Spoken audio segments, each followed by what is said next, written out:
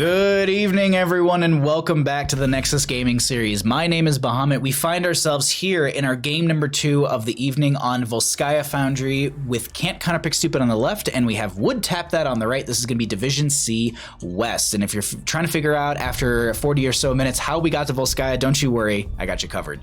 The home team this evening is going to be Can't Counterpick Stupid. They lost the coin flip, much like Kaimo Tripson. We have Would Tap That opting for first pick priority in game number 1. They'll go ahead and ban out Sky Temple and Towers of Doom. Braxis Holdout and Cursed Hollow will be banned out by the members of Can't Counterpick Stupid, and Volskaya Foundry will be the first map chosen by them.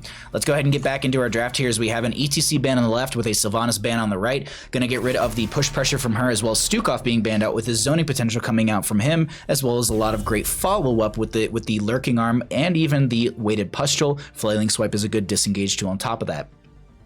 The one thing I wanted to note with Sylvanas is going to be her ability to improve or empower the fortification camp as well as the siege camp in top lane with the Mercenary Queen. It's often what we see at level 4 for her, but also to consider is possession. The push potential you can bring out with that is very, very powerful. I'm heading out, gonna say, oh, thank you so much. Thank you for coming by, Kaleo. Thanks for the clips, and it was very good to see you as a Probius is gonna be banned out. The Crusade calls. Can't Counterpick Stupid here coming with the interesting bans. Samuro is a bug. Samuro doesn't have bugs, he has features. Let's be honest here, okay? All right, let's go ahead and get into this here as we are going to be seeing a Joanna ban on the right hand side. This is something you screenshot and just send to Cat Peach. You're just like, wait, why? Kael'thas will be banned out, or excuse me, picked up on the left hand side for the members of Can't Counterpick Stupid with an Ana out here as well for the empowerment onto said Kael'thas. Also going to be having some great healing mitigation with the Ana and doing Urel for the right hand side. Looking like they're going to play more of a control composition, maybe play around the Light Bomb or even maybe into Holy Word Salvation. The Light Bomb would offer them some zoning potential or even just engage potential with the Urel or Joanna if she goes into the, Light Bomb at level, oh my god, Falling Sword at level 10. Light Bomb can be picked up by the Anduin. But we have another ban phase coming out here. They need some sort of damage. They could ban out in something in the mage department like a Jaina here because they do need some sort of wave clear, but they're going to ban out the Chromie. She's actually been showing up a little bit more here and there, especially on Volskaya Foundry or point control based maps. She starts to work out really well because of the poke potential she brings, as well as just the kind of whittling damage as I kind of call it. Like I know where like poke damage kind of includes that, but she's really able to kind of whittle down some heroes and you can capitalize with something else like a Urel jumping in and then maybe like a Hanzo afterwards as well. But either way, we do have a Lunara being picked up here, so that's Kael'thas on a Lunara. They're going to need a main tank and a solo laner on the side of Can't Counterpick Stupid. Garrosh could be a strong pickup for them, and that's going to be what they grab right there. Warlord's Challenge will work well with the Kael'thas because you can get the Flame Stroke underneath that. You have a Gravity Lapse to follow up or even set up an extra member to be caught by that, so I like the Garrosh pick. You also have the toss to throw someone like an Anduin really far out of position to get them further away from the friendly team. They have a level 134 Probius. Dear frickin' Lord. It's a perfect day for some mayhem. Dear Lord. That's a Probius right there, but Jaina, as I said earlier, will be picked up on the right-hand side, and Junkrat to round out the draft for the members of Would Tap That. Kael'thas, Ana, Lunara, Garrosh. They still need a solo lane into Urel. I actually really like the idea of a Leoric here. The rotation power he brings to the table is really powerful. They could go into Malthael if they wanted to, but I feel like a Leoric would offer a little bit more of a front line to protect the Kael'thas and Lunara, and it would also give them the Entomb, which works really well. But they're going to go into the Malthael. This was kind of my 50-50, and Malthael is going to be strong here because you do have the Last Rites potential, but the one thing to consider is Jaina, who's going to be one of the main targets for that, is going to be someone that can have Ice Block and mitigate that damage. They also do have the Holy Word Salvation, so they need to be careful about the Holy Word Salvation coming out and mitigating the damage from the Last Rites. But I gotta say, this is going to be a really fun match here for our game number 1 of our last best of 3 of the evening. They didn't ban Urel from Pants, and he's a one trick. Oh, really? Droopy in here dropping knowledge. Okay. This is going to be interesting. Back up the bandit camera. There you go. Oh. I think I'm going to... this is a whole side note, but I think I need to rotate his bed. I did that yesterday, and I think he positions himself differently every day, so I'm never really sure.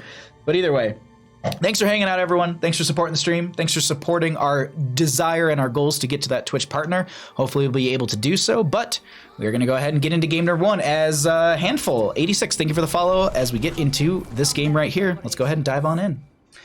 On the left-hand side, Jazzy, how's it going? First game? Yes, first game of our final best of 3. Can't Counterpick Stupid will be on the left-hand side. Osprey going to be on the Lunar. Keladorn going to be on the Kael'thas. T-Pole is going to be on the Ana. Valk is going to be on the Garrosh. And we have Simmel on the Malthael.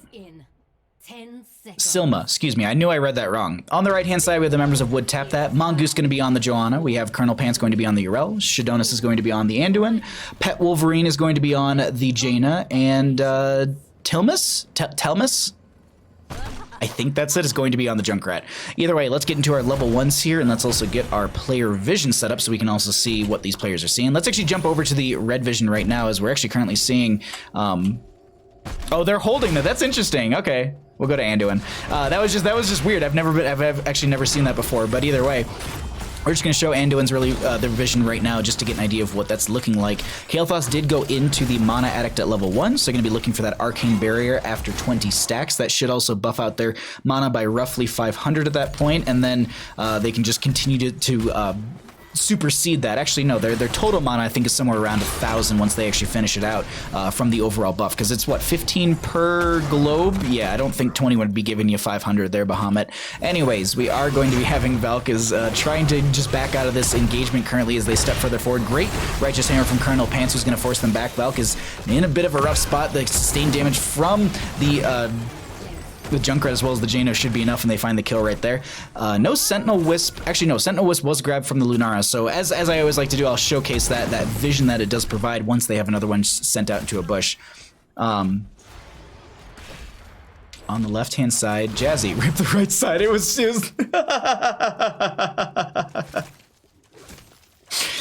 My fish potato brain decided to immediately read chat and then start responding. I don't know how to link the probe clip from last week. Oh. I mean, if you have the link, you can just drop it in chat. I believe you should be able to. 4 talent here going to be up in favor for Wood Tap That. It looks like Kael'thas is still working through the level 1. It's going to be the biotic emitter right now that these teams are going to be going for. Kael'thas is okay. I think Kael'thas was just getting full on mana and health because they were sitting in the Hall of Storms for a little bit right there. Colonel Pant's going to be aggressively invading onto this, forcing back Valkymar. And I think they grabbed this easily. Garrosh did not go into Warbreaker at level 1 either, and pop the Indomitable just to eat that trap. It's what, 45 seconds on Indomitable 4? It's not that bad.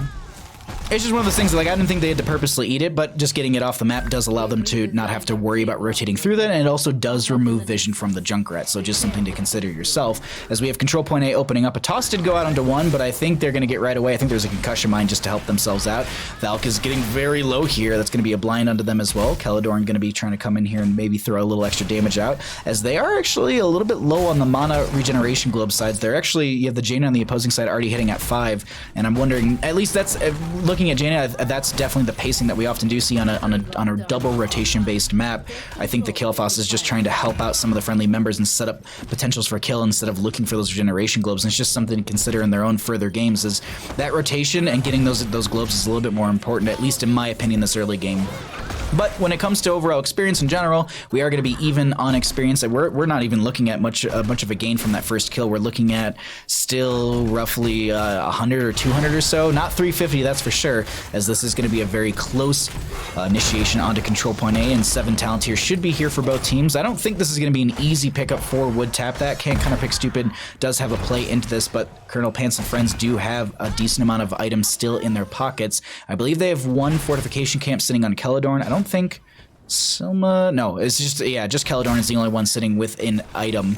They're going to go ahead and pull the trap out. Something you can actually take into your own games here, consideration, the minion wave actually can get trapped, so if you are ever dealing with this is not a very good example of it, but if there ever is a steel trap in the minion wave, you can pull it into a wave, you can actually let it catch onto a minion, then push him through further from there. But Silma taking a lot of damage, doesn't get picked off. Garrosh stepping in, looking for a target to toss, but I don't think they found anything good, as Colonel Pants does have the biotic emitter, going to drop it immediately. Somehow Silma stays alive right right there. Valk is so very low. Lunara dumping in some damage. Valk throws Colonel Pants away, and they might have had enough damage. Unfortunately, the self-sustain from Urel's a little too good. Keladorn gonna get some healing out from T-Pole as well. Silmar gonna be getting picked off as Wood Tap that are looking like they're gonna be able to grab first Triglav Protector of the game and push that in through mid and top. A great one so far. Wood Tap that is setting up way better at the moment. I can agree. Wood Tap that has got a great momentum in their favor. They've got a lot of good posturing in their favor as well. The one thing that I want to talk about during their team fights is the sustained damage as well as the anchoring and the control they have. I talked about this at the beginning about having a control-based composition. Junkrat impacts that so insanely well because if the enemy team tries to step up onto you, dive, or anything like that, you've got a Concussion Mine to disengage. You've got a Righteous Hammer from Urel to throw them back. You've got Condemn from Joanna or the Punish coming out from her to slow them or group them or pull them away from someone like the Jaina, Junkrat, or Anduin. Anduin also has Chastise as a tool to lock someone down so that way they can maybe get a burst. You actually just saw the Indomitable and Chastise Chastise going out and Indomitable being procced because they wanted to get away because they were getting bursted by Pet Wolverine a lot, and that all those tools will empower Pet Wolverine. I won't say they're specifically the hyper carry, but they should be the one dealing the significant amount of damage from this team when this lockdown does come out. And that's just the operation of this composition right now. It's working really, really well because this is what they drafted for, and this is exactly how they're able to play it. The opposing side, I'm not saying it's a bad composition at all. You've got Garrosh for lockdown, you've got Kael'thas with the Gravity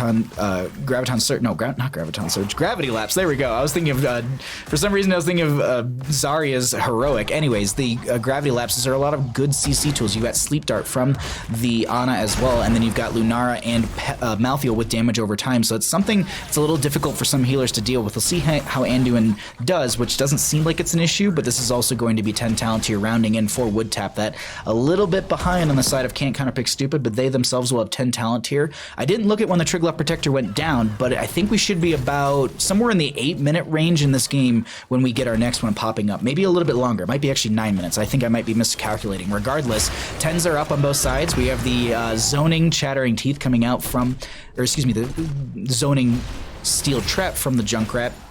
I didn't look and see if they went to Sticky Wicket, but this looks like it's pretty much the standards across the board when it comes to heroics. Yeah, nothing out of the ordinary, no Pyroblast Nano Boost from Kael'thas. We actually did see that last night, I believe, in our Heroic Division game. There was a Nano Boosted Kael'thas that was just like one-shotting a Zeratul almost every single time post 13-16 area. It was absolutely wild.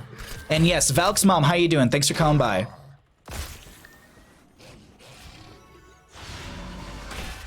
Whew. Did we finish the tea? No, we still have tea. That's good.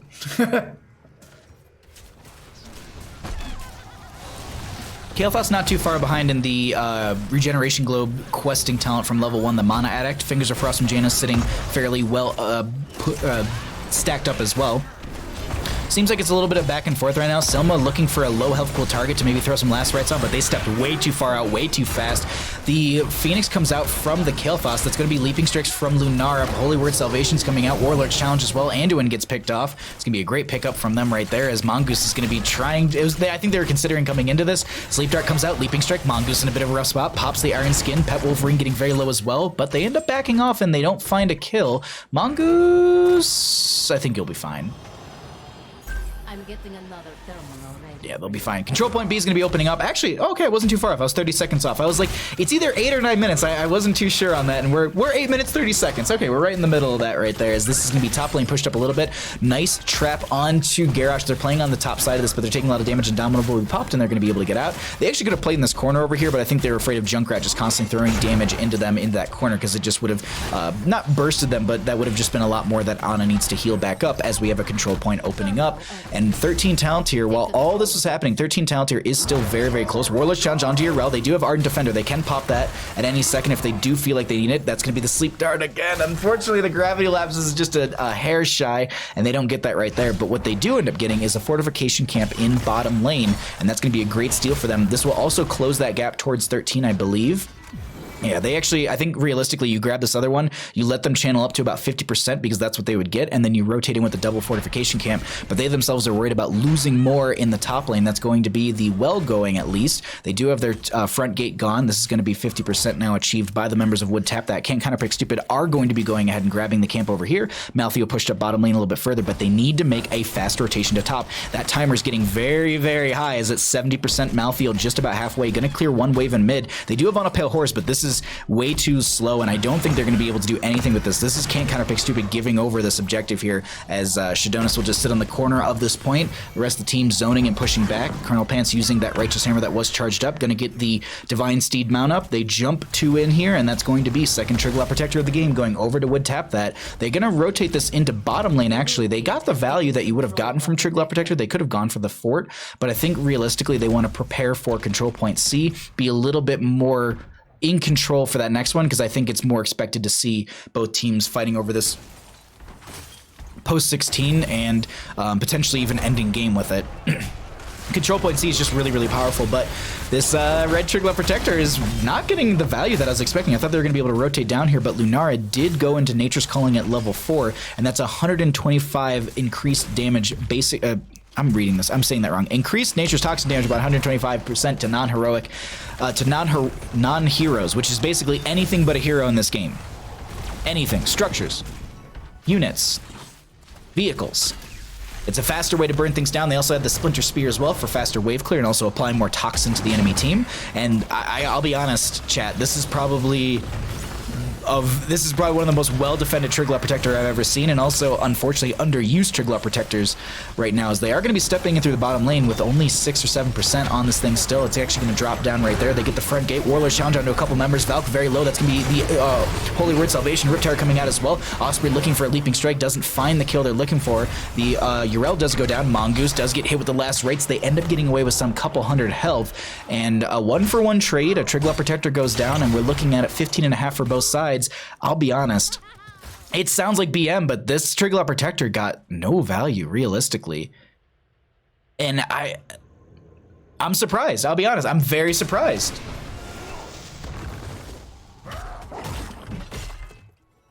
Never give up on Mongoose. That was the one where Mongoose got away, like right here, right?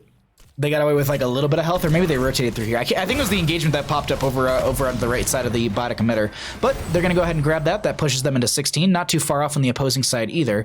We'll go ahead and hang out around these talents for a little bit, get an idea of what those look like, and then we'll go ahead and jump into what some of the other numbers have been for this game, because we have had a couple team fights take place, and we're now looking at our kind of mid to late game when it comes to all of these heroes and how they've scaled throughout the game here. That's going to be Maltheo still pushing out through bottom lane. Yrel's going to be able to try and clear this back, actually, and Maltheo doing a lot of good work, but they realize the enemy team's coming down here. Valk is going to zone a little bit, but it's 16's up. Most of the heroics are just about, actually every heroic is back up. The Holy Word Salvation was the last one coming back in.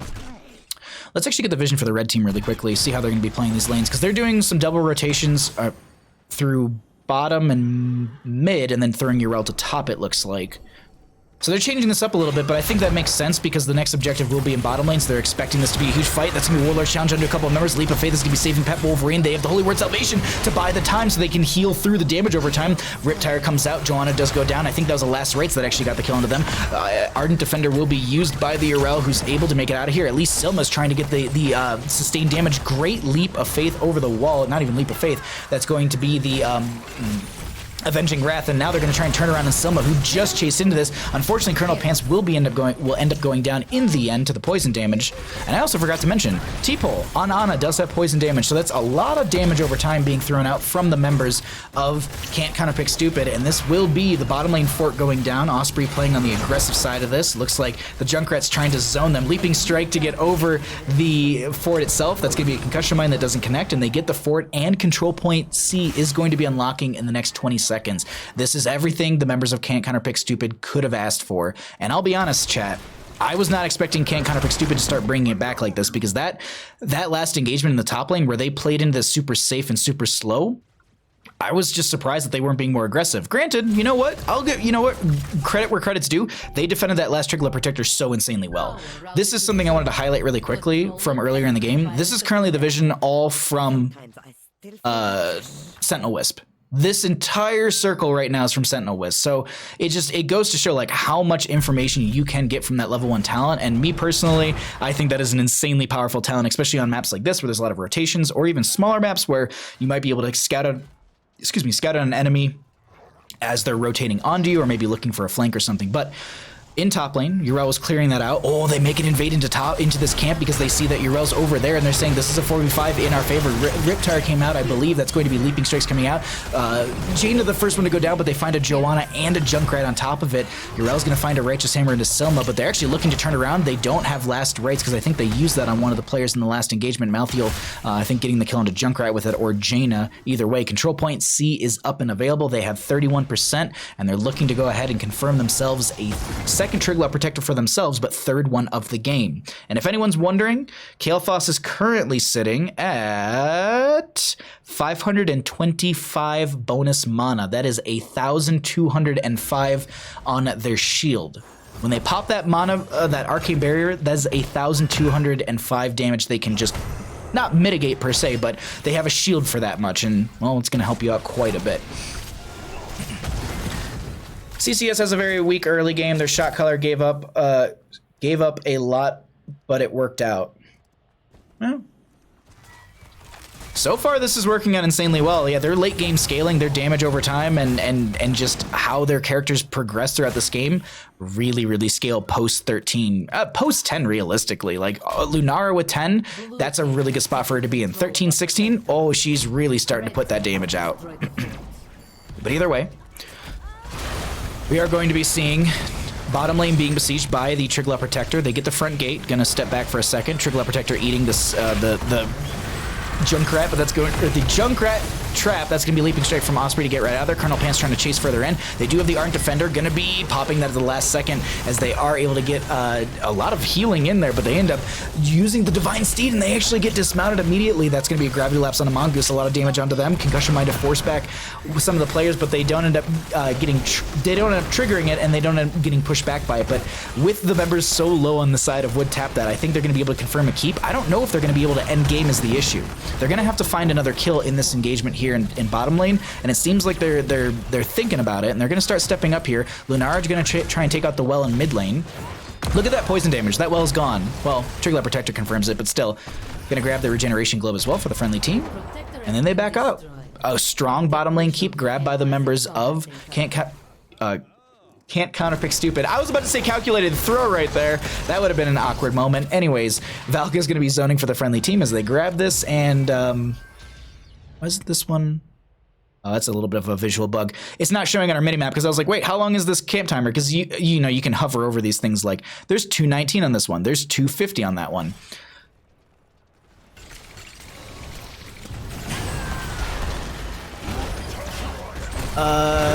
Warlord's Challenge comes out right there. That's going to be a lot of members getting pulled in. Unfortunately, Garrosh will be the first one to go down. Jane is going to be traded out. Last Rites gets thrown onto Colonel Pants, and they end up going down as well. So it's a 2-for-1. Mongoose very low. Holy Word Salvation going to be saving them for now, but I think they're going to try and step further forward. That's going to be the Riptire out. That's going to be indestructible, picked up by the Joan at the last second, and they'll be able to survive through this. Mongoose somehow, some way is able to live, and I think they were dead twice over in that engagement, but they had a lot of good healing out from Shadonis as well as their own abilities they've picked up throughout this game. But we are going to be cycling back to a fourth Triglav Protector phase here. 40 seconds on two players. Realistically, if they get a couple kills, they could be looking to end through bottom. Unfortunately, it doesn't seem like the enemy team's going to be stepping out that easily for Can't Counterpick Stupid, so Would Tap that are just going to be having to play from the backline, so they aren't going to stagger out said deaths, wait for control point A, and get back into this. Now, I think control point A, I didn't look at timers once again, but I think we're somewhere around the 19 to 20 mark in game time. So keep an eye on that top little bar right there, and we should be seeing the announcement somewhere in between 19 to 20 minutes, I think. If I'm mathing correctly in my head, I think we're somewhere in there. Jet, thank you so much for the raid. Welcome everyone from Jet Stream. Also Handful, we said that, no, Handful and Steamboat. Oh, it's a great place to ski. Thank you for the follows. And Jet, thank you so much for the raid. Welcome everyone from Jet Stream. We are currently in game number 1 of our final best of 3 of the evening between the members of oh my god, Calculated Throw. No, we're doing it now. I got my own head. Can't Counterpick Stupid versus Would Tap That.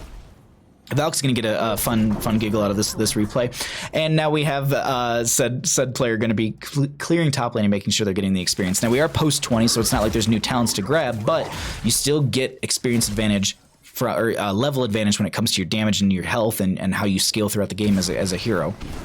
Gonna go ahead and take out this fort in top lane, I'm starting up an egg system. and see, this is where sidewalls get value. Sidewalls do provide vision. I think they actually were rotating through that, so they might have seen it. Either way, they're going to push on in through this top lane, looking for a keep. Are they going to all hearth back? Let's see. Mongoose is hearthing. Yeah, just about everyone's going to be hearthing back right now. And that's what they wanted out of them. They take out the front gate. Everyone hearths back. Control point A is now... there's no posturing in favor for the members of Wood Tap That, and now calculated throw. Oh my god. I can't believe I'm doing it. Can't Counterpick Stupid is going to be going ahead and jumping on this point. Can't calculate that throw. Exactly, Josh. What's up, bud? I don't really watch high level NA much. I try and watch everything, and that's why my draft analysis is all over the place 9 times out of 10. Because I'll start talking about Mal'Ganis in Division D, and I'm like, no one's gonna play him here. No one. It's gonna be some sick Asmodee playing Probius. Anyways, we do have Urel jumping in. No, they do play meta stuff down in Division D. It's just we don't see it as often as this is gonna be Phoenix zoning. Warlord challenge into a couple Riptires gonna be coming out as well. A lot of damage on the Valk here, who does pop the Indomitable, does go down. Leaping Strikes coming out from Osprey. That's gonna be a whole lot of damage. The chain bomb value from Kael'thas is going off as Wolverine gets into Holy Word Salvation, but the members of Wood Tap That are surviving. Silma's trying to make it through, and they end up getting 5 kills here. I'm counting T-Pole as dead because there's no way you get out of this. That's going to be the sustained damage from the Winter Mute, actually, because they also did go to the upgrade, and that is going to be Triglaw Protector grabbed by the members of Wood Tap That. Now, can they end through mid lane? They're going to start pressing this up already. They want to soft push this so they can rush through with the Triglaw Protector. They've got 33 seconds in Rising. They've got about 30 seconds on average for the enemy team. I'm thinking that we're going to be seeing Triglaw Protector just as these teams are getting up and in position. But while this is happening, they're going to make quick work of this mid lane. This is actually an insanely smart call coming out from Wood Tap That. This allows them to then rush straight through, and they don't have to have the Triglaw Protector working through the keep itself. They can actually start working through this with the entire team. They do have a Biotic Emitter being grabbed by Colonel Pants. Odd decision right there, in my opinion. I think if they just pushed us 4, they might have been able to push up a little bit faster, maybe even go onto the core a little bit, but they're going to go ahead and grab Fortification Camp. Urel's going to make sure that lanes are managed a little bit, and then they're going to be joining into the friendly team, I would expect. Or they're just going to continue to push out while the friendly team ends. We'll see. Holy crap, that last engagement. Taking control of a protector. Sophrisia, I'm sorry for murdering your name. Thank you for the follow. I'm doing my best. Thank you, though. Imagine a world where a 5-man team wipe at level 22 doesn't end. No, I don't, but I like this world, Brand Flakes. How you doing, bud? Thanks for coming by.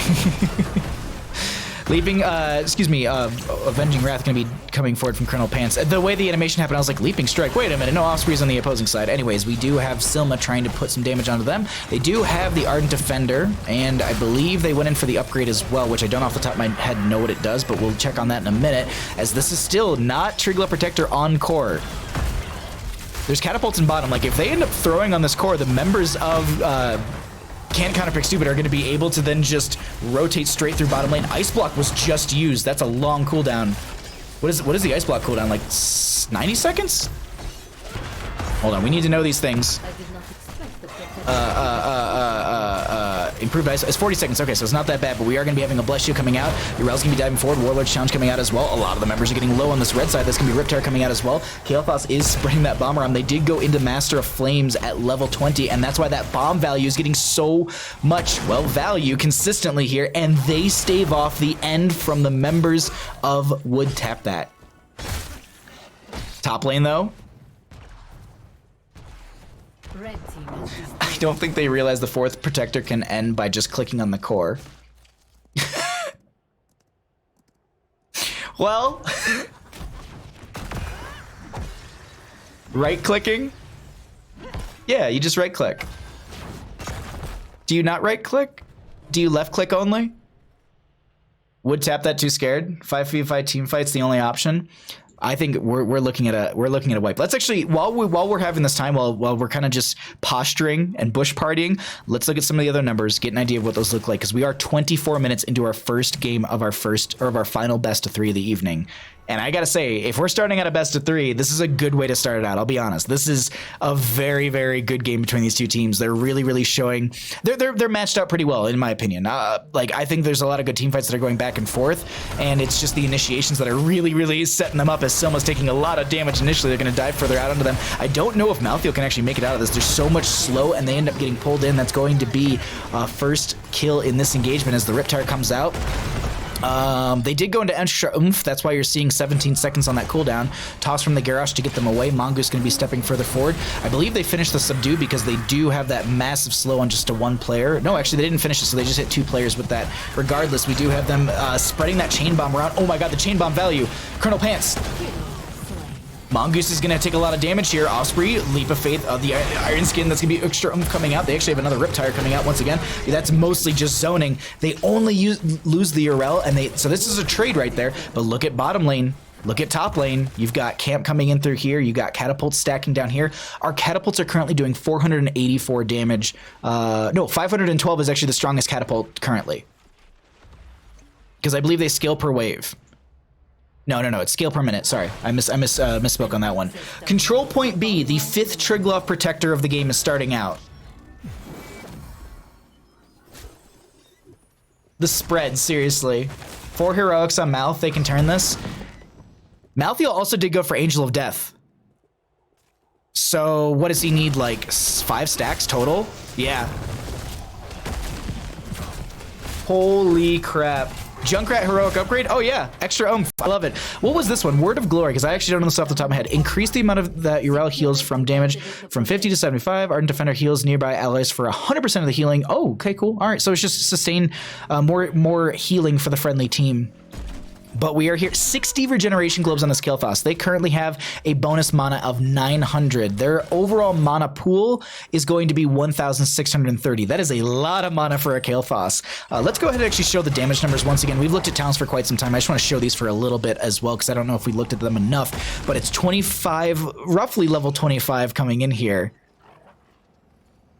Let's go ahead and see how this works out as we have Control Point B. I mean, here's the nice thing on the side of can't counterpick stupid. If they delay this out, that's all they want to do, because bottom lane will slowly win out for them because the Catapults are really, really strong right now. Warlord's challenge onto 2 players. That's a lot of damage onto those red players. Riptire coming out from Junkrat, going to be hitting a couple players, but not the full cooldown onto them. Mongoose very low, does get picked off. Soma going to get traded out right there. That's going to be the pick onto the Lunara as Valk is trying to rotate out of here. I don't think they have an Indomitable. They're going to throw one of the members away. Overtime's going to be here. Unfortunately, Valk needs to back out. They're healing off of Colonel Pants, and they do find the kill, and they're going to stay on the point for now. Valk somehow surviving through all this with the healing from T-Pole, as well as their own self-sustain. Chattering Teeth being pulled away. That's going to be the Riptire once again, forcing Celadorn into the enemy team, and now Valk needs to back out of here. I think they give this over. Bottom lane Catapults are still coming in. They now hit 568, and Otto, we're currently seeing the 2 in top lane, which are easily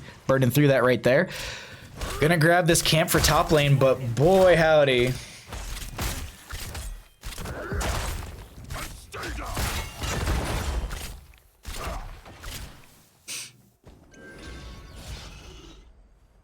When she comes back up, we'll try and check the area of all of that. I'm glad that I think I had the damage numbers up during that entire team fight, so you can see all of that changing, but they're going to be able to get the rush right out of there. I think Junkrat might have been showing somewhere else on map, and they don't have the charge in time.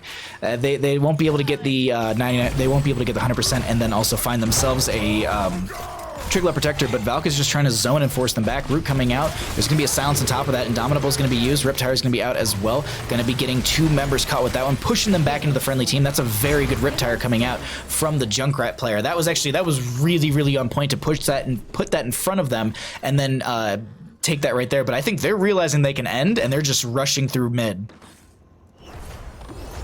Leaping Strike to get Lunar to a safer side.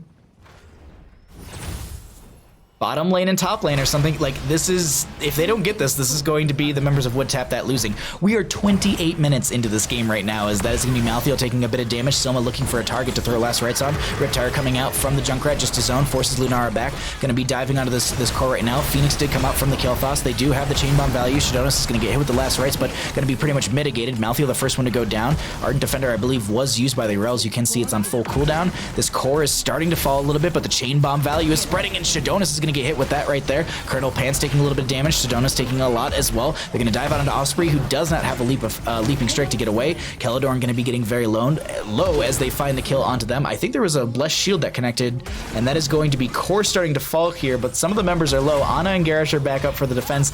The absolute yakety sacks of all of this, but now keep in mind, look at bottom lane. Look at the core on the right-hand side. Look at the core health is falling. If they're able to stall this out, this is going to be wild for the members of Can't Counterpick Stupid. They might be able to do this. Riptire is going to be coming out. They interrupted immediately. Not going to be getting that Riptire value. Look at the core. Look at the core on the right-hand side. There's nothing they can do about this. They're not going to be able to hearth back in time for this, and that is going to be game number 1, decided by the minions, going over to the members of Can't Counterpick Stupid. GG. Well played.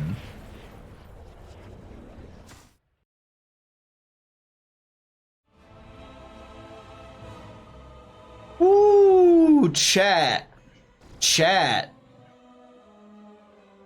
Zoltos and Reeves, thank you for the follows during that game. I appreciate the support, my friends. I'm glad you are enjoying the stream. And once again, Jet Hots, thank you for the raid. Thanks for bringing all your friends over here. I hope you had a wonderful stream, my friend.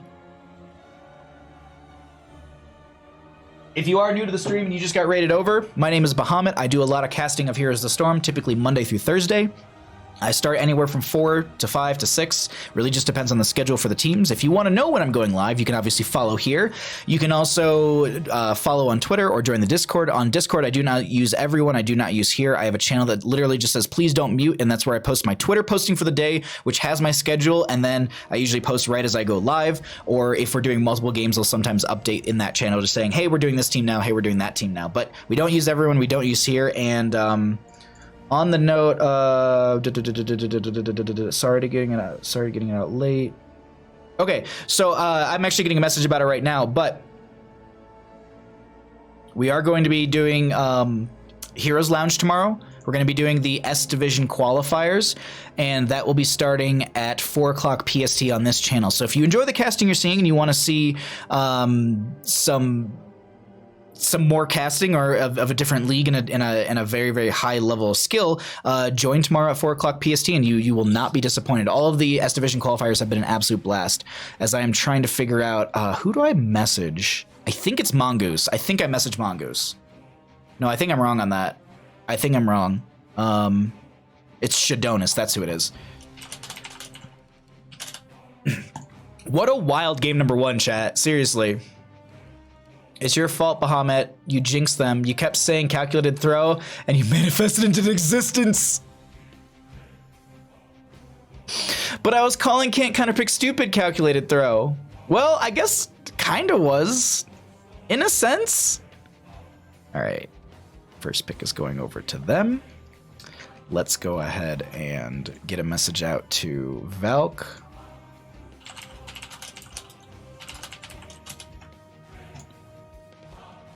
Oh boy, let's show some talents. Let me get some stuff updated in the background. I gotta be honest, that was a fun game number 1. I had a blast with that one.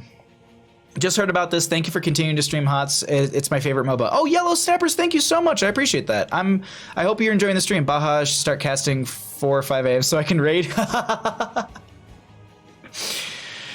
Maybe one day. Maybe one day. Let's go ahead and pull it back to Bandit and I, as he is now repositioned. So let's get the Bandit camera closer to him so, you know, he's all creeped out. Let's actually get into our game at number 2. We have our map already. Let's go ahead and get that all set up for these players. Let's get Falcon here.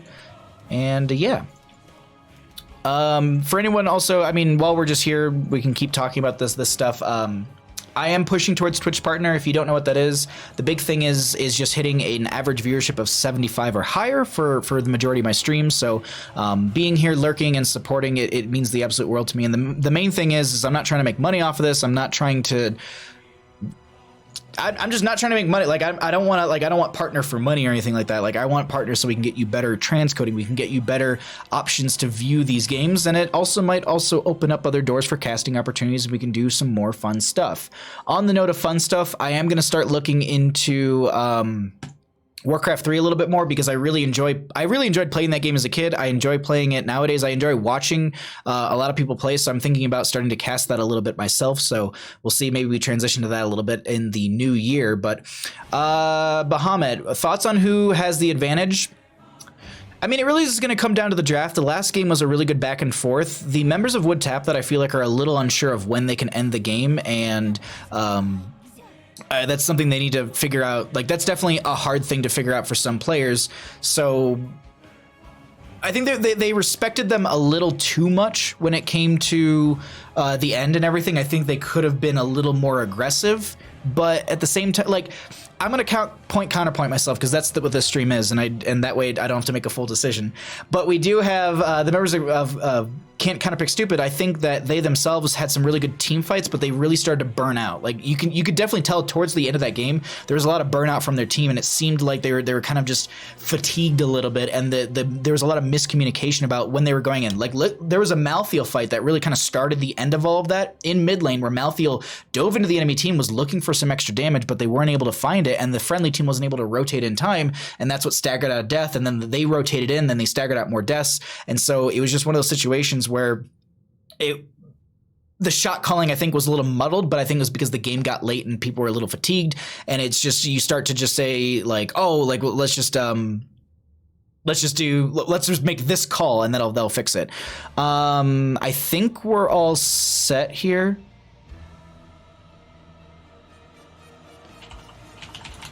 I'm going to ask the teams if they're ready, and then we'll get going into game number 2. Have a good night. Thanks for the great casting. Oh, Ta, thank you for coming by. You have a great night as well. Can't Counterpick Stupid. What's up, Ghost Bear? Both teams are ready. Okay. Going.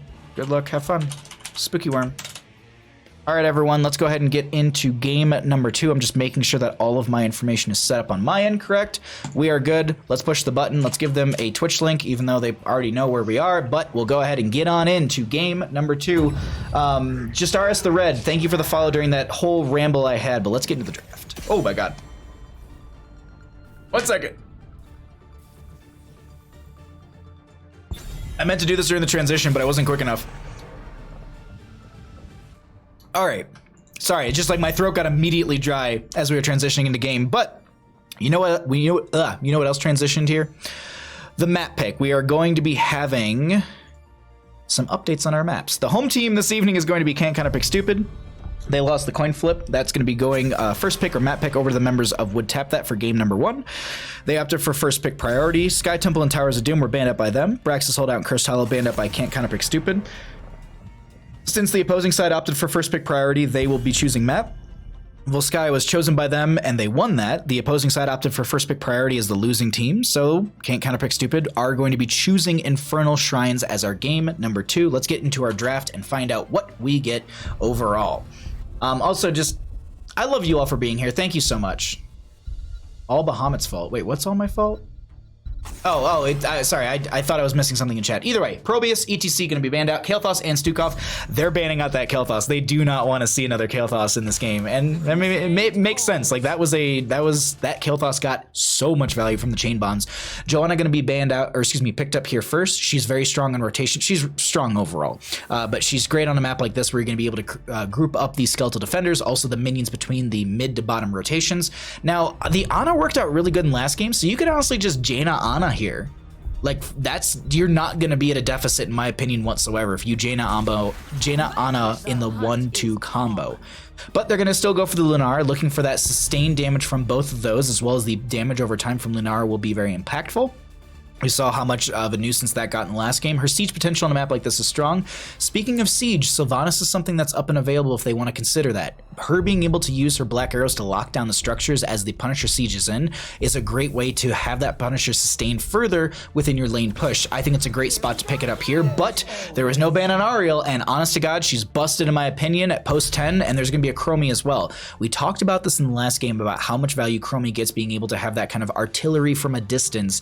The skeletal Defenders, I believe, will be blocking shot from Sandblast, but you can still get Skeletal Defenders from said Sandblasts, unless you get post 20, then you have the Piercing Shot. Anyways, we also do have the Dragon's Breath, which allows you to, or not Dragon's Breath. I'm blanking on the name. Deep Breathing? No, that's a talent. Either way, it's her W. I can't remember. It's not Dragon's Breath, and it's driving me absolutely insane. And chat will correct me in a second. Deco, hey, thanks for coming by. I love you for being here too. Thanks for being here. I love you. How's your hookah? Excuse me, hookah. That's a weird Midwest thing that they pronounce it hookah, apparently. Anyways, I got corrected not too long ago. Anyway, we do have a Malthy on the right-hand side. We have the Junkrat being respect banned out from that last game. So it's a lot of respect bans from both sides because the Malthy was on the side of Can't Counterpick Stupid. As Wood Tap that does have a very strong start here. They do need main tank, they need some support, and they need their solo lane on the side of Can't Counterpick Stupid. On a map like that, actually, the Garrosh was great last game. Like, Garrosh with a Ring of Frost from Jaina, that's very choice. And then why not Ana again? And then you save your solo lane. Okay, so they're gonna Decker Kane. I guess it makes sense. Like, you throw the Emerald out and you're able to maybe... By the way, there's no way that Decker Kane skin stays in competitive. I would bet money on it that's gonna get banned out because it's green and it blends into maps very easily. That way we can show off your name a little bit better on my blank head. Threadsalt, thank you for the follow. I appreciate that, friend. Glad you're enjoying the stream. Mephisto and Uther will be picked up as the last two picks. What is their solo lane here? Is it Uther solo? Uther solo lane actually can work pretty well. Speaking of solo lanes, they still need one on the side of Can't Counterpick Stupid. Yeah, like, look at this. Well, you can't see it. Hold on. Brio. You can see it right here. Which one? The soldier. Apparently Decker Kane's skin is already banned out. But I mean, I don't blame him. That is a very hard, like, I don't think that skin is going to be very easy to see on the map. Not showing in the banned skins, is it really? Uh-oh. All right, let's see. Not huge on Chromie in this map, to be honest. Q build is what you want, and it's hard to stack and shrine. Exactly, Lazy Hydra. That's what I was talking about too. I started vaping to save money. I mean, I used a vape to actually quit smoking. If someone is actually looking to quit smoking, it's a very good tool, but you need to be smart about it. Otherwise, you're just gonna start smoking a vape instead of a cigarette, which can be healthier, but there's not enough data and information out there. So don't take it from me. I'm not a doctor. I'd ship John off to solo lane jail. Oh my god, please no. Please no. I mean, Uther main tank, that can work, but either way, the one thing I do want to discuss here is Chromie, and it was brought up in chat by Lazy Hydra that you weren't too much of a fan of it. This was actually before Chromie had the rework where you could actually see one of her many reworks where you could actually see where her abilities were about to land. The Dragon Strikes. Hold on, we have to look this up because it is driving me absolutely insane. What is it called? Dragon's Breath. It is what exactly I thought it was. But before that was changed, she was really impactful on a map like this. Is Bandit sleeping on the job? No, he's currently doing analysis. Like he's in deep concentration about his analysis for all of you after this game. On the left hand side, we do have Can't Counterpick Stupid up 1 in our best of 3 series. We have Keladorn going to be on the Jaina. Offspring is going to be on the Lunara. T-Pole will be on the Deckard Cain. Valk is going to be on the Garrosh, and Silma on the Zarya. On the right-hand side, we got the members of Wood Tap That trying to take us to a game number 3. Colonel Pant's going to be on the Uther. Shadon is going to be on the Urel. Pet Wolverine will be on the Chromie. We have Talem's going to be on the Malthiel, and we have Mongoose on the Joanna. Let's go ahead and see what we get for level 1s. Some questing talents from our mages. We do have Silver Touch, if I'm not mistaken, from the Uther. That is going to be Mana Return, I believe, and Mana Reduction. No, it's reduction in range. That's all it is. Reduction in mana and then range increase from the Devotion. Dear Lord. Uther's one of the heroes that, like, my brain, when I look at his talents, I'm just like, cool, it's this, and then gone. I don't know what it is. Either way, we do have, currently we actually have the unrivaled strength for the Garrosh at level 1, so not going to be going into the Warbreaker looking for those questing talent stacks. Currently have Colonel Pants in top lane, just Silma just throwing the beam on them, and this is a bit of a difficult matchup for Colonel Pants in my opinion, because what Silma can do is just sit here, eat damage, and become more powerful and push against the Uther further. We'll go ahead and take a peek at that as the game does progress. I said that and I saw them kind of still pushing up right there, but either way, we're going to check out the rotations between lanes, check out this siege camp going to be picked up by the left-hand side, and we also have the same thing by the right. Members of Wood tap that and can't Counterpick Stupid on the same thought patterns here, but the question is, who's going to be going for this camp? As noted before, we do have Sentinel Wisp value, and this is right now how much they're seeing with Sentinel Wisp. This whole area down here is what they're seeing, but we do have a great Warbreaker. Unstoppable is going to be used from the Johanna, so they don't get thrown away, and that's going to be bottom camp going over to the members of Can't Counterpick Stupid. Zarya rotating in mid. Oh, this is risky right here as Silma's taking a lot of damage. I think there was a miscommunication coming out from the members of Can't Counterpick Stupid saying, oh, why didn't the team chase? Colonel Pants is like, oh, I got this. Don't worry. Wait.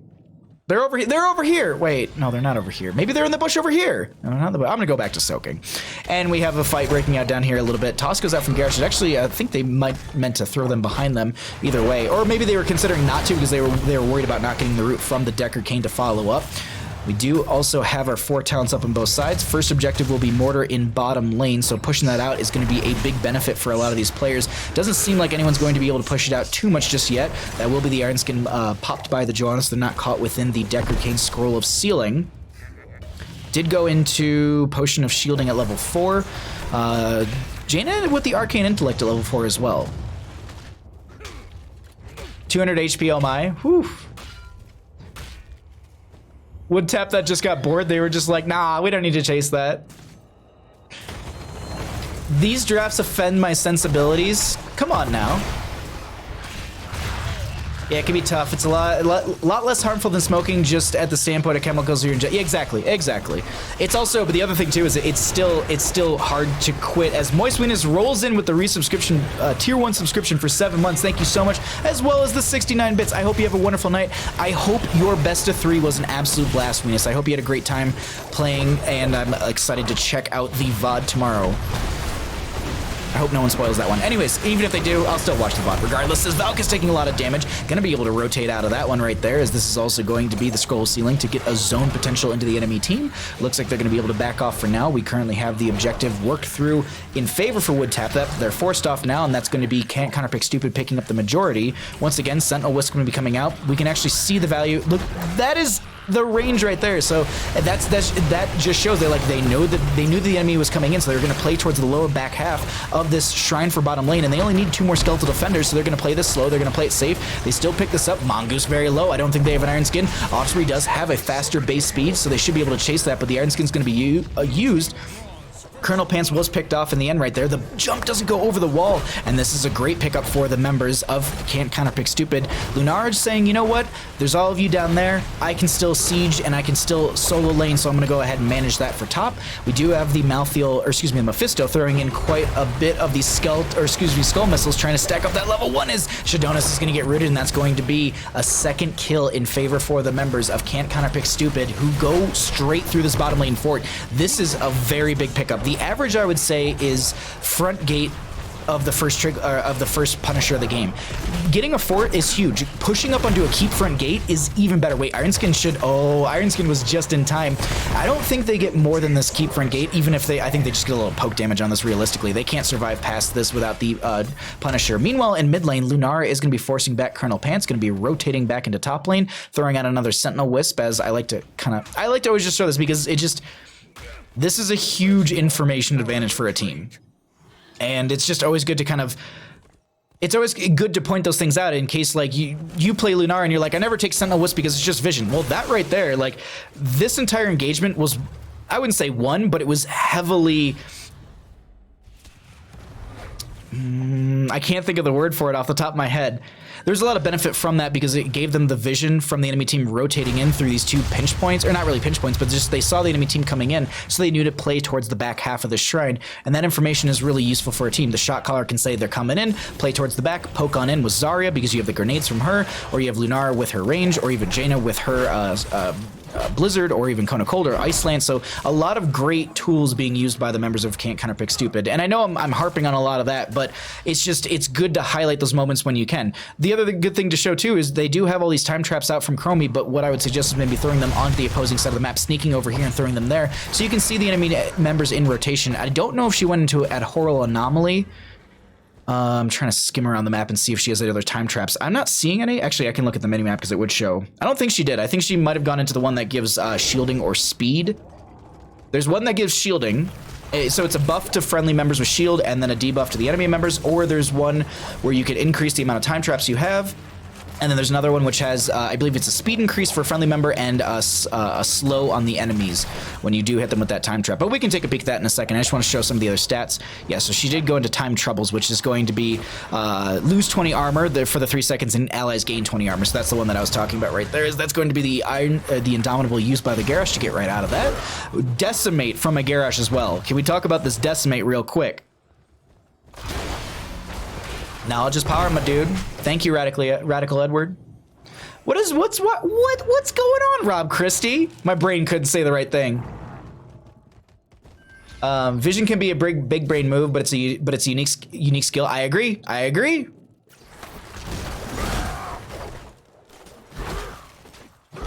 Okay, sorry. I'm kind of just making sure that I'm not missing anything in chat. I'm also I like saying hi to all of you. Kind of have a lull in the game a little bit right now. We can also cycle through some of the other numbers once again if we want to take a peek at those. If anyone just came in, Ariel did go into Resurrect at level 10. They can resurrect themselves. We'll see what they get. The level 20 upgrade is wild. It's so basically whoever you resurrect, if they stay alive whoever you resurrect, after 4 seconds, the resurrection cooldown is increased by 100% for as long as they stay alive. So you can have it's like 100 and some second cooldown. I think it's actually just 100 seconds. No, I think I'm wrong on that. Either way, it's like 80 plus. You're going to be able to have that reduced by 100%, so you're looking at like roughly a 40-second cooldown overall. That's massive. Plus, you also get the speed boost like in the past. Decimate coming out, that's going to be a stun out from the Uther. I do think that's going to also be the Durance of Hate connecting onto a couple members. Chromie trying to dump in the damage. Not able to solidify a kill just yet. Colonel Pants is going to be very low. Garrosh is going to be going down. Stay a while and listen coming out as well. 1-for-1 trade thus far in this engagement, as Mongoose is going to have a little damage thrown onto them. Silma going to be trying to eat some damage as well, trying to build up that bar. But look at this, there's the resurrection on the Colonel Pants as they step up into this as well, and this is going to be them consistently throwing out damage. Now, not a lot of the skeletal defenders were grabbed just yet, so they're going to have to work on this still quite a bit. Colonel Pants taking a little bit of damage, a little bit of burst coming out of them. Osprey trying to continue to poke at this. Roots going out. That's a huge root leaping strikes coming out as well. They find the Uther kill once again, but there's no resurrect this time. Not for the next 55. Jaina going to be going down as Garrosh is just about to make their way back in. That's going to be the explosion zone coming out from Silma to zone them back. Uther is going to be finally down, so no ghost heals coming out from them.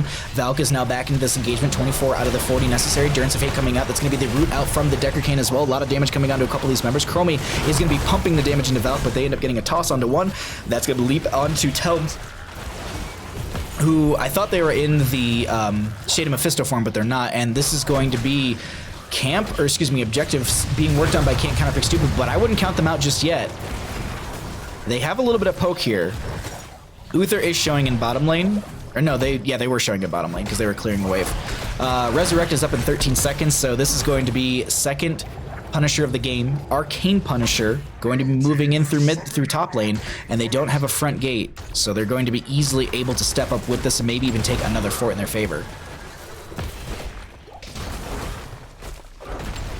Decimate is strong into the enemy frontliners who have a rough time engaging, and Decimate will make it harder for the Joe and Uther. Yeah, I agree, because I believe there's a baseline slow on it as well.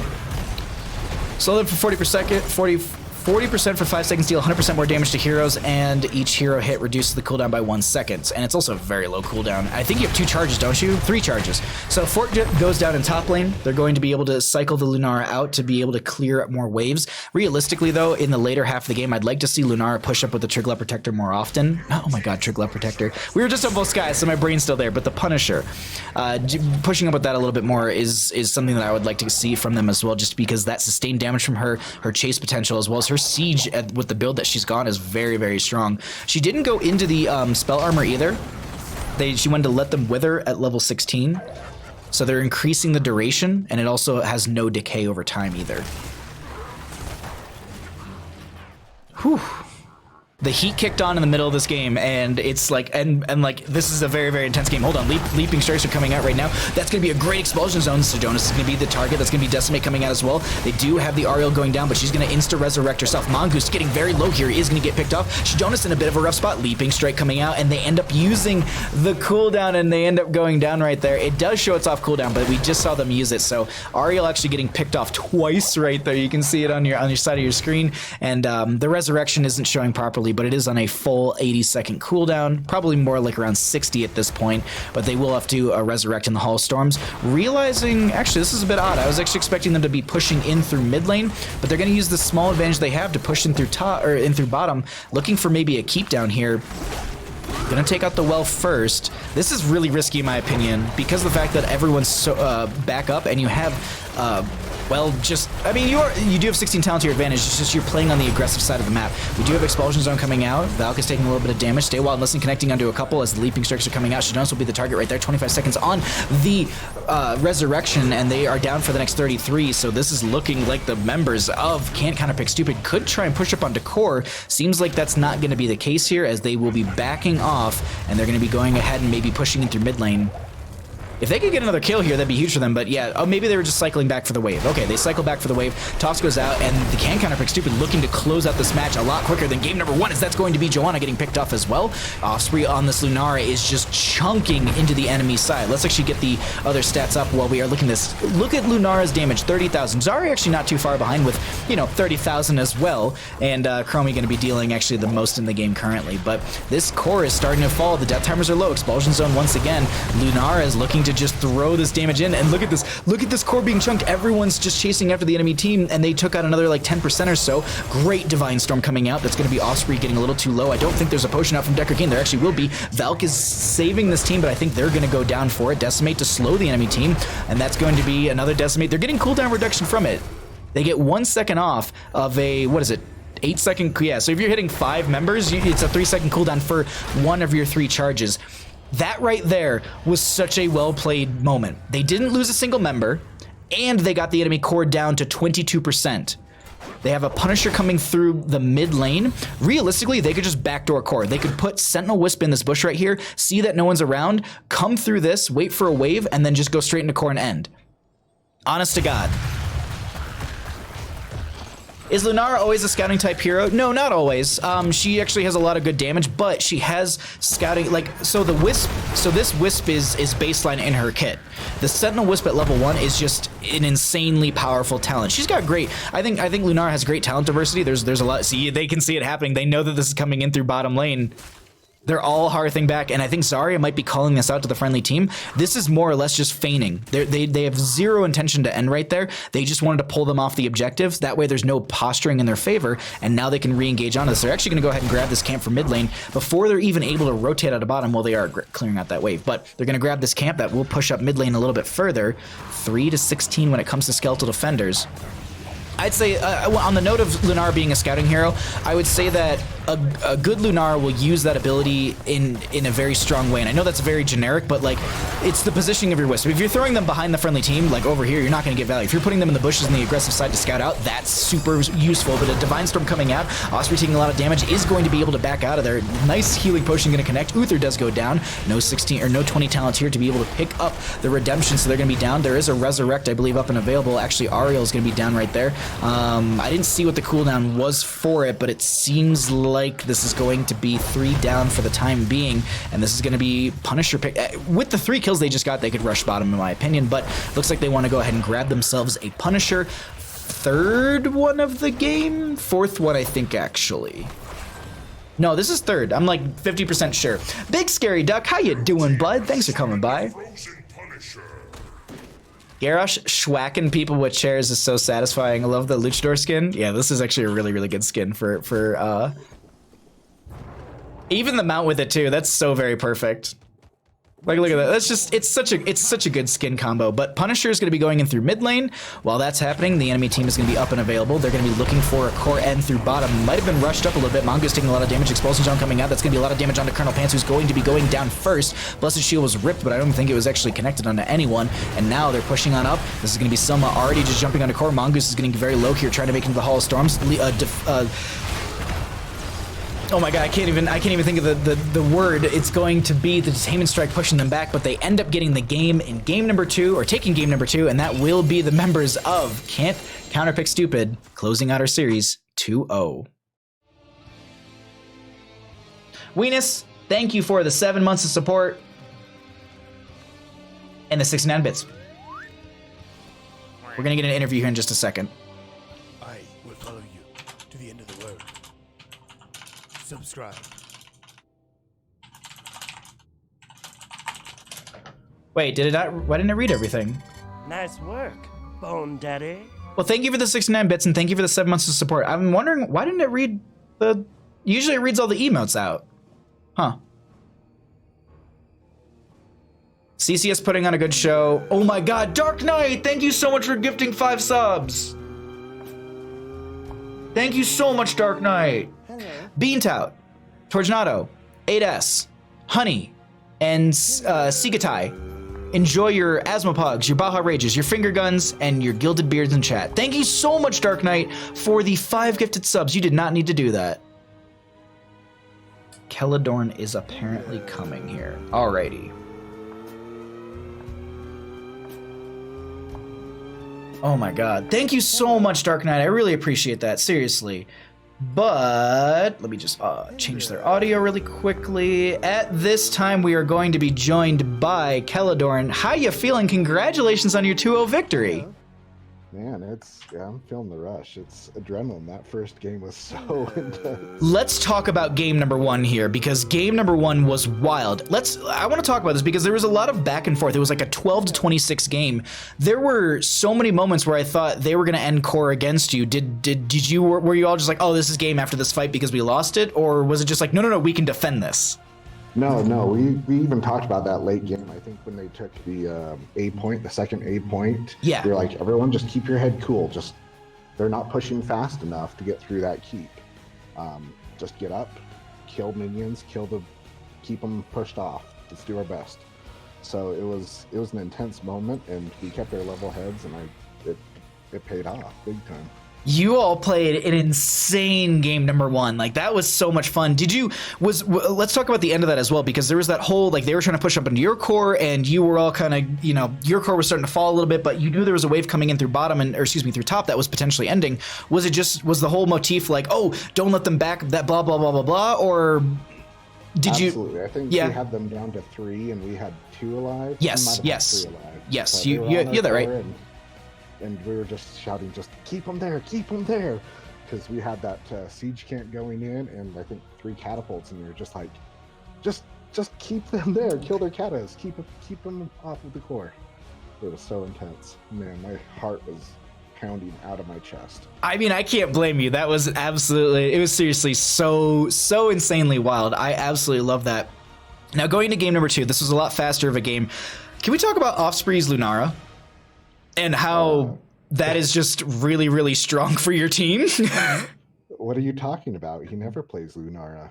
Absolutely. Don't what am I even talking about? But seriously, going from game 1 where it was so intense and it was such a almost 30-minute game to go to this one where you were very dominant, push pressure was in your face, like you were just constantly just applying pressure and forcing back the enemy team. Was that the mentality coming into the game, or was it just everything starting to kind of roll out in your favor? I think it started to roll out in our favor. We saw the draft.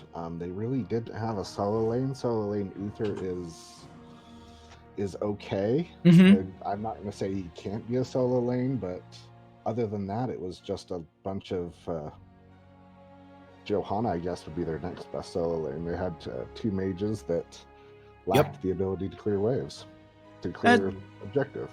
Yeah, that is true. I mean, that was such a rough one for them, unfortunately. But it was such a great game series, and just overall, it was such a blast to cast your entire team. Before I let you run out of here, are there any shots that you'd like to give? The floor is all yours, my friend. I'd like to shout out to Valk's mom, of course, because that's what we do as a team. Shout out to our opponents. Would tap that, I believe, right? That's WTT. They played great. That first game was the most intense game I've had in a long time, and they tried something really cool. I saw what they were doing game 2, but you know, they had the Uther, they had the res, they wanted to check a new experience out. Unfortunately, it didn't work out the way they thought. I'd like to shout out to all my teammates. Valk, Wits End, T-Pole did great. Selma, Osprey on his not playing Lunara, of course. And the teammates that weren't able to make it as well.